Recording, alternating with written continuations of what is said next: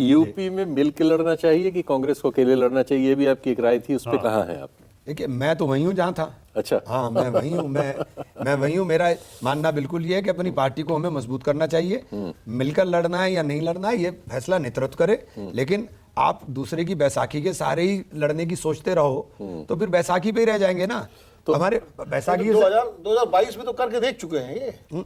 तो 2022 में अकेले लड़के भी देख चुके वही हैं कह ना? रहा हूं, अकेले लड़के देख चुके, वही नहीं, तो वो भी तो देख चुके हैं जिनके लिए आप कहना चाह रहे हैं। उन्होंने तो देख लिया, तो ये तो उन्हें भी सोचना है ना। फिर भी 125 पे आ गए थे, आप 2 पे रह गए। नहीं तो कह तो रहा, उनको भी देखना है ना, वो भी सोचेंगे। अगर अकेले लड़े इमरान भाई तो फिर कैसे होगा, ये तो बताइए। प्रधानमंत्री जो आप कह रहे हैं कि कांग्रेस का बनेगा 2029 में, कैसे होगा? ऐसा लग रहा है 29 नहीं 39 में भी नहीं बनेगा। नहीं, देखिए, यही तो नैरेटिव है ना, यही तो नैरेटिव बना रहे हैं देश के अंदर। ये आप एक बात बताइए, दिल्ली के अंदर 15 साल की सत्ता को पूरे दिल्ली को बदल के डाल दिया था, एक झटके मुड़ गया था ना। ये देश के अंदर जब बनता है ना माहौल, वो ऐसे ही बनता है। जिस शीला दीक्षित ने पूरे दिल्ली को बसाया हो, पूरे दिल्ली का नक्शा बदल दिया हो शीला दीक्षित ने, उन्होंने 15 साल में वो काम किया। लेकिन एक मिनट में बदल अगला गया। नेतृत्व भी तैयार है इमरान भाई। अमित शाह बैठे हैं तैयार, उसके बाद योगी जी तैयार बैठे हैं, आपके यूपी वाले। योगी जी तैयार बैठे हैं। आप हंस रहे हैं, बताइए। नितिन नवीन आ गए, एकदम नवीन। नहीं, प्रधानमंत्री के लिए भी कह रहा हूं मैं, दावेदारी में पहले अमित शाह बैठे हैं, फिर योगी जी भी हैं, आपके यूपी वाले बाबा। अच्छा, ये बताइए। अच्छा, कुछ नहीं कह रहे, मुस्कुरा दिए इस पर। एक बड़ा ये बताइए, मुस्लिम्स में इन जनरल ये आती जा रही है बात, और ये बात की जाती बिहार में भी हुई कि मुस्लिम्स को अपनी मुस्लिम पार्टी बनानी चाहिए, ओवैसी आर्गुमेंट को आगे करते हैं। देखिए, और आप लोग जो कहते हैं जब हम लड़ाई लड़ते हैं धर्मनिरपेक्ष, तो धर्मनिरपेक्षता का मतलब बिल्कुल ये नहीं हो सकता कि आप केवल एक धर्म सांप्रदायिक ताकतों को टारगेट करने का काम करें।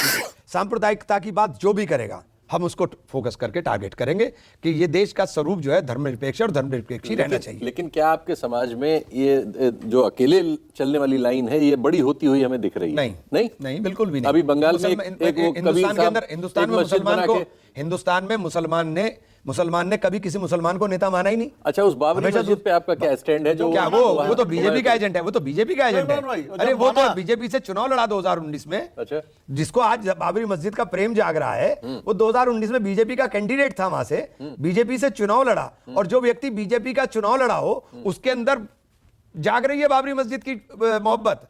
और वहां मस्जिद बनानी, मस्जिद बना लो, मस्जिद से कोई कौन रोक रहा है? लेकिन कभी कभी आप भी वैसिलेट करते हैं, आप हमास और भगत सिंह को एक साथ ले आए थे। नहीं, वो गलत वो समझा गया था। देखिए, मेरा कहना था जहां भी मुक्ति आंदोलन हुए, जो भी, तो जब आपके आंदोलन किसी भी देश के अंदर चले हो, कहीं भी पूरी दुनिया में, तो जो मुखालिफ ताकतें होती हैं, वो हमेशा जो नायक होता है उसको खलनायक के रूप में पेश करती हैं।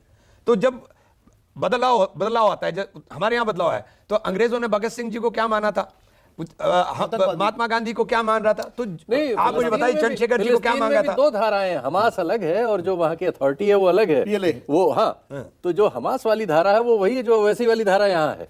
हाँ, तो वो गलत है। मैं देखे, एक बात सुनिए, मैं नफरत की बात को मैंने उसमें भी कहा था, वो आधा चला है, आधा छोड़ दिया। मैंने उसमें भी कहा था कि कत्लेआम, कत्लो गारत धर्म के नाम पर और इस्लाम के नाम पर आप कत्लेआम अगर कर रहे हैं तो ये बिल्कुल गलत है। लेकिन जो कत्लेआम फिलिस्तीन के अंदर हो रहा है, उसके ऊपर क्यों नहीं बोलेंगे? आप बताइए, छोटे छोटे बच्चे मार दिए वहां।